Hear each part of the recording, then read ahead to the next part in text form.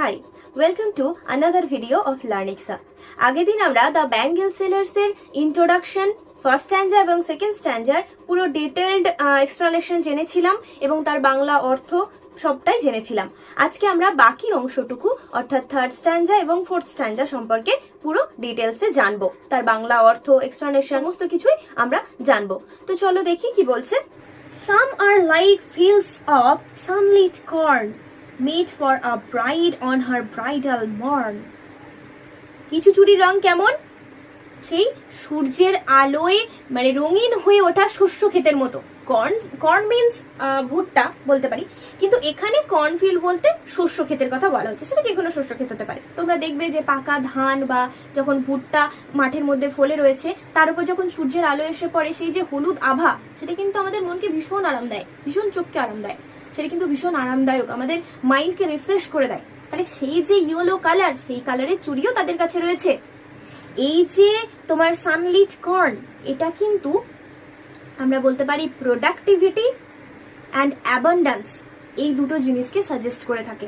অর্থাৎ একটা মেয়েকে she is suppose two B the bearer of heredity, তাকে বংশগতির ধারক ও বাহক হিসেবেই মনে করা হয়ে থাকে। এটা কিন্তু আমরা পড়ছি 20 শতকে, 1912-এ। ভেবে দেখো সেই সময় মেয়েদের অবস্থাটা ঠিক কি ছিল। তাদের জন্মানোর পর থেকেই তাদের হাতে পুতুল ধরিয়ে দেওয়া হতো, রান্নাবাটির জিনিসপত্র ধরিয়ে দেওয়া হতো। তাদের মনের মধ্যে এটা গেঁথে দেওয়া হতো যে they are born to serve her husbands family and to give birth. তারপরে কি বলছে দেখো, made for a bridal on her bridal morn. Morn means morning. তাহলে সেই যে হলুদ চুড়ি, সেগুলো কাদের জন্য উপযুক্ত? যারা নতুন কনে, যাদের the women who are just going to be married, they are just a new bride, তারা সদ্য কনে। তাদের সকালে যে সমস্ত বিভিন্ন রিচুয়ালস থাকে না, তখন যে সমস্ত চুড়িগুলো পরানো হয়ে থাকে, এই চুড়িগুলো সেই সময়ে পরানোর জন্য উপযুক্ত। ওই যে হলুদ রং, সেটা আমরা বলতে পারি ওই যে গায়ে হলুদের প্রথা, সেটাকেও হয়তো সাজেস্ট করছে। Some like the flame of her marriage fire or reach with the hue of her heart's desire. আর যে বিবাহের যে যজ্ঞকুণ্ডের আগুন রয়েছে, সেই আগুনের মতো তার রং। তার মনের যে ইচ্ছা, তার মনের যে এক্সট্রিম প্যাশন। একটা মেয়ে, তার যখন বিয়ে হচ্ছে, তার মনের মধ্যে যে উৎফুল্লতা বা তার মনের মধ্যে যে একটা প্রচন্ড আবেগ কাজ করছে ফর হার ম্যারিড লাইফ, সেই যে নতুন অভিজ্ঞতার সম্মুখীন হতে যাচ্ছে, সেই যে একটা নতুন জীবন, এটা তো একটা ট্রানজিশন পিরিয়ড। এই যে বিয়ের সময়টা, এটা কিন্তু একটা মেয়ের জীবনের পরিবর্তনের সময়। সে তখন কি হচ্ছে, সে একটা মেয়ে থেকে স্ত্রীতে পরিণত হচ্ছে। তার মাথার উপর হাজারো রেসপন্সিবিলিটি আসতে চলেছে। সে জানে না সে যে বাবার বাড়িতে এতদিন জীবনটা কাটিয়ে এসছে, সেটা সেখানে গিয়ে আর পাবে কিনা, কেউ তাকে এতটা যত্ন করে রাখবে কিনা, কেউ তার মনের ইচ্ছাগুলোকে আদেও গুরুত্ব দেবে কিনা। আবার সে একটা নতুন এক্সপিরিয়েন্স, একটা নতুন মানুষের সঙ্গে সংসার শুরু করতে চলেছে।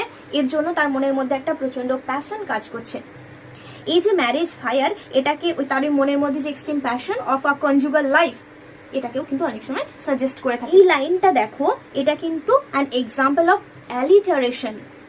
Alliteration is also a rhetorical device. What is alliteration? When a letter or a sound is repeated twice or more in a sentence. যখন একটা শব্দ বা বর্ণ একটা লাইনের মধ্যে দুই বা তার বেশি ব্যবহার হয়। এখানে দেখো আমরা পড়লাম reach with the hue H of her H hearts again H desire. তাহলে এইচটা দেখো এখানে আমরা 3 বার ব্যবহার পাচ্ছি। তাহলে এই যে বারবার একটা জিনিসের ব্যবহার, that is called alliteration. Twinkling, luminous, tender and clear like her bridal laughter and bridal tear. Tinkling means যে টুং টুং শব্দ হয় না, কাঁচের চুড়ি পরলে যে ঝনঝন করে বা টিং টিং টিং টিং করে একটা শব্দ হয়, সুন্দর একটা কি বলবো, ভীষণই আমাদের রিফ্রেশিং। আমার তো লাগে এই শব্দটা ভীষণই রিফ্রেশিং। যারা কাঁচের চুড়ি পরো তারা খুব ভালো করে জানবে। বা দেখবে কখনো কখনো মায়েদের হাতে যে চুড়ি থাকে না, সেই চুড়িটা আমাদের এতটাই পরিচিত হয়ে যায়, তুমি ধরো ঘরের মধ্যে রয়েছে বা তোমার চোখ বেঁধে ধরেছে, তুমি কিন্তু চুরির শব্দ শুনেই বলে দিতে পারবে যে সেটা তোমার মা কিনা। এই যে শব্দটা, এই চুরির শব্দটা কিন্তু মেয়েদের কাছে ভীষণই প্রিয় হয়। এই টিঙ্কলিং সাউন্ডটা ads more beauty to their appearance. তাদের যে সৌন্দর্য, সেটাকে কিন্তু আরো এক ধাপ যেন বাড়িয়ে দেয় এই চুরির ঝনঝন শব্দটা। তাই তার যখন বিয়ে হচ্ছে তার হাতে রয়েছে এক গোছা চুড়ি, সেই যে ঝনঝন শব্দটা যেন তার মনের প্যাশনটাকে আরো বেশি করে বাড়িয়ে দিচ্ছে। এবং সেটা কেমন? লুমিনাস, শাইনিং, টেন্ডার, ভীষণই সফট, স্নিগ্ধ অ্যান্ড ক্লিয়ার, এবং সেটা কিন্তু ভীষণ স্পষ্ট। সেই চুড়ির যে আওয়াজ বলতে পারো সেটা ভীষণই স্পষ্ট। তার মানে কি, তার মনের যে ইচ্ছাটা, ওই যে নিউ ব্রাইড, তার মনের যে ইচ্ছাটা সেটার মতোই তার চুড়ির আওয়াজটা স্পষ্ট। মানে সে জানে যে সে একটা নতুন জীবনে যাচ্ছে। সে কি এক্সপেক্ট করছে? তার সংসার জীবন খুব ভালো হবে, সে সংসারে সবার সঙ্গে মানিয়ে গুছিয়ে চলতে পারবে, সে একটা সুখী জীবন যাপন করবে। এটাই কিন্তু প্রত্যেকটা মেয়ের বিয়ের সময় মনের ইচ্ছা থাকে। তাহলে এই যে ডিজায়ারটা, এটা কিন্তু ভীষণ সিম্পল বা ভীষণই পিওর, ভীষণ ন্যাচারাল এবং ভীষণই clear. Like her bridal laughter and bridal tear, this is the I think most sentimental line in this poem. একটা মেয়ে তার বাবার বাড়িতে থাকছে, সে একটা ইউজুয়াল লাইফে তোমার ইউজ টু হয়ে যাচ্ছে, একটা স্বাভাবিক জীবনে সে অভ্যস্ত হয়ে যাচ্ছে। হঠাৎ করে একটা সার্টেন এজের পর, একটা সার্টেন ডেতে একটা ঘটনা তার মাথায় যখন সিঁদুরটা পরিয়ে দেওয়া হচ্ছে, তার সমস্ত জীবনটাকে বদলে দিচ্ছে। তাকে চলে যেতে হচ্ছে তার বাবার বাড়ি ছেড়ে। একটা মেয়ের জীবনে কিন্তু সব থেকে আবেগতাড়িত দিন বা আবেগতাড়িত সময় এটা। তার মনের মধ্যে একটা প্রচন্ড খুশি কাজ করছে। দেখো বলছে লাইক হার ব্রাইডাল লাফটার, তার মুখে হাসি রয়েছে। ওই যে নিউ ব্রাইড, তার মুখে হাসি রয়েছে, কারণ because she is going to start a new life, she is now going to experience a new life, একটা নতুন জীবনের অভিজ্ঞতা সে পেতে চলেছে। অ্যান্ড হার ব্রাইডাল টিয়ার, কিন্তু তার চোখে জলও রয়েছে, কারণ she has to leave her parents as well as her childhood home. তাকে এখন তার বাবার বাড়ি এবং তার ওই যে ছোটবেলার বাড়ি, যেখানে সে ছোট থেকে জন্ম থেকে বড় হয়েছে, তার সমস্ত মেন্টাল বন্ডিং, তার সমস্ত ইমোশনস যেখানে জড়িয়ে রয়েছে, সেই বাড়িটাকে তাকে ছেড়ে চলে যেতে হবে। এই যে স্তবকটা আমরা পড়লাম, এটা কোন জিনিসটাকে বর্ণনা করছে? এটা কিন্তু describes a woman as a new bride or wife, একটা স্ত্রী বা মানে তোমার কোণে হিসাবে মেয়ের জীবনটাকে, সেই স্টেজটাকে বর্ণনা করছে। নেক্সট আমরা ফোর্থ সেস্টেড অর্থাৎ লাস্ট স্ট্যাঞ্জাতে চলে যাব। Some are purple and gold flaked grey for she who has journeyed through life midway. কি বলছে? যে দেখো, কিছু চুড়ি রয়েছে কাদের জন্য, কিছু চুড়ির রং হচ্ছে গাঢ় বেগুনি বা রক্ত বেগুনি, অ্যান্ড গোল্ড ফ্লেকড গ্রে, এবং ধূসর রঙের চুড়ি যার উপরে রয়েছে সোনালী রঙের ছিটে। For she who has journeyed through life midway, এই চুড়িগুলো কাদের জন্য? যারা জীবনের অনেকটা অংশ পেরিয়ে এসে তাদের মাঝ বয়সে অর্থাৎ মধ্য বয়সে চলে এসেছে। তার মানে কি? They are now experienced. এখানে এই যে স্ট্যাঞ্জাটা অর্থাৎ the fourth stanza describes the stage motherhood of a woman's life. Okay, তো এই যে স্ট্যাঞ্জাটা সেটা কোন জিনিসটাকে বর্ণনা করছে? একটা মেয়ের জীবনের যে তৃতীয় অধ্যায় অর্থাৎ একটা মা, সেই অধ্যায়টাকে বর্ণনা করছে ভীষণ সুন্দরভাবে। দেখো, সে বলছে সে জীবনের অর্ধেকটা অংশ পেরিয়ে চলে এসেছে এবং সে বহু কিছু এক্সপিরিয়েন্স গেইন করেছে। She is now experienced, she is now matured. এই যে দেখো পার্পল, তারপরে গ্রে, এই কালারগুলো কি লাইভলিনেসকে সাজেস্ট করে? করে না। এগুলো কিন্তু একটা গাঢ় ডিপ কালার, এটা এক্সপিরিয়েন্সকে সাজেস্ট করছে। আমরা যদি উইলিয়াম ব্লেক পড়ি, আমরা দেখবো সেখানে আমাদের একটা জিনিস বারবার পড়তে হয়, যে আমাদের যে সরলতা সেটা আমাদের অভিজ্ঞতার দ্বারা নষ্ট হয়ে যায়, অর্থাৎ our innocence is destroyed by our experiences. অর্থাৎ আমরা ছোট বয়সে যে সরল মন আমাদের থাকে বা যে নিষ্পাপ মন আমাদের থাকে, আমরা যত বড় হই, যত দুনিয়াটাকে দেখি, যত আমরা এক্সপিরিয়েন্সড হই, সেই জিনিসটা কিন্তু আর থাকে না। Whose hands have cherished, whose love has blessed. কি বলছে? যার হাতগুলো লালন পালন করেছে, আশীর্বাদে ভরিয়ে তুলেছে। এখানে চেরিশড মিন্স লালন পালন করা, বড় করে যত্ন করে বড় করে তোলা। Are blessed, BLEST, blessed means blessed, BLESSED, blessed মানে আশীর্বাদ করা। এই ব্লেসডটা হচ্ছে একটা আর্কেইক ওয়ার্ড, পুরনো শব্দ। তো কি বলছে? যারা তাদের অর্থাৎ যারা তাদের আশীর্বাদ, ভালোবাসা, যত্ন দিয়ে তাদের সন্তানদের বড় করে তুলেছে, সেই মায়েদের জন্য এই চুড়িগুলো। and cradled her fair sons on her faithful breast, এবং তার যে আশ্রয়স্থল, তার বুকের কাছে তার সন্তানদেরকে নিয়ে, তার পুত্রদেরকে নিয়ে সে যত্ন করে বড় করে তুলেছে, মানুষ করে তুলেছে। দেখো, বলা হয় পৃথিবীতে সব থেকে নিরাপদ আশ্রয় সেটা কোনটা? মায়ের কোল, তাই তো? তো তারপরে কি বলছে দেখো, এই যে লাইনটা আমরা পড়লাম, again an example of alliteration. দেখো আবার এখানে আমরা পড়ছি hands H, have H, whose love has blessed has এর এইজ।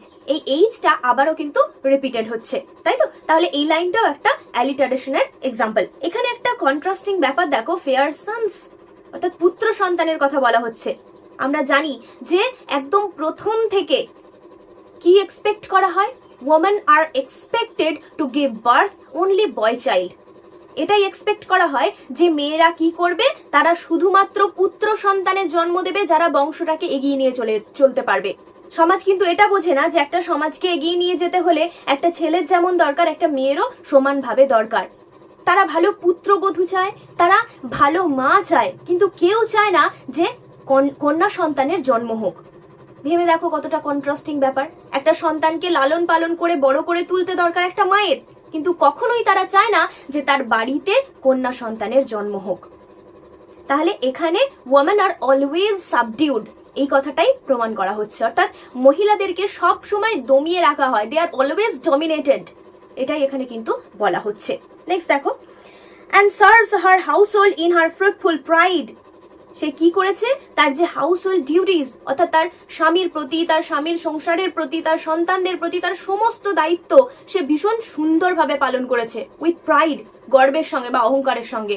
অর্থাৎ সে যে একজন সাকসেসফুল হাউসওয়াইফ, সেজন্য সে অহংকার করে, তার মনের মধ্যে একটা অহংকার রয়েছে, মনের মধ্যে একটা প্রচন্ড খুশি রয়েছে।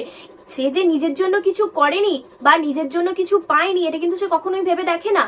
কখনোই তার মনে হয় না যে আমি যে সংসারের জন্য এত কিছু করলাম, আমি আলটিমেটলি কি পেলাম। এটা কিন্তু মায়েরা কখনোই ভেবে দেখে না। দেখবে মায়েরা সকাল থেকে এত কাজ করে যায়, কখনো কি বলে যে আমি তোদের জন্য এটা করছি, তোরা আমার জন্য এটা কর? কখনো কিন্তু বলে না।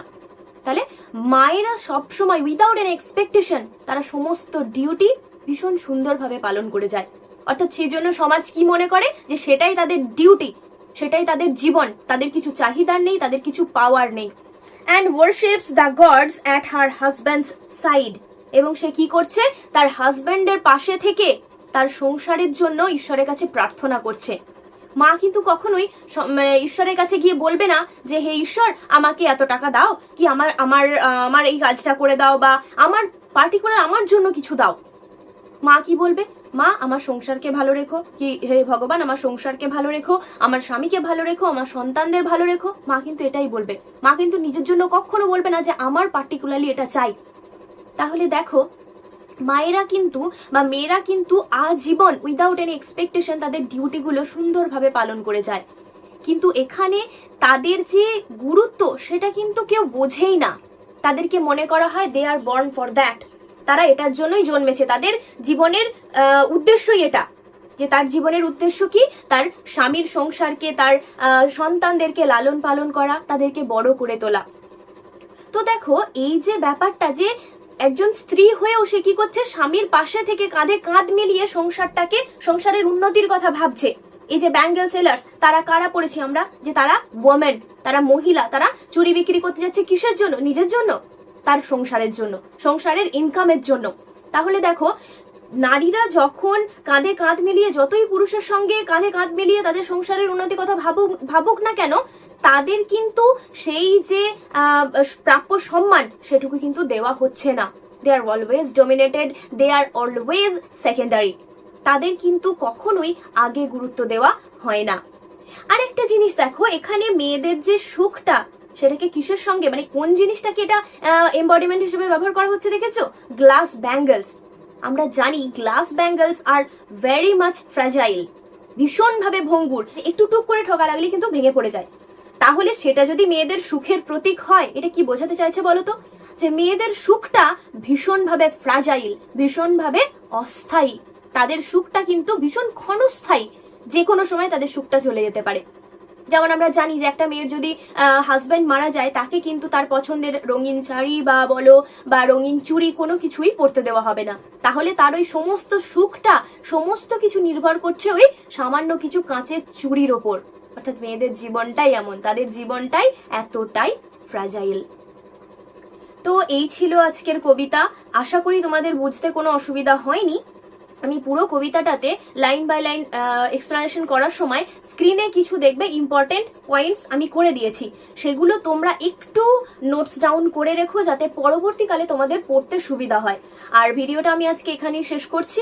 যদি কারো কোনো প্রবলেম থেকে থাকে আমাকে কমেন্ট ডাউন করো, আমি অবশ্যই তোমাদের ডাউট ক্লিয়ার করে দেবো। Thanks for watching, see you in the next video.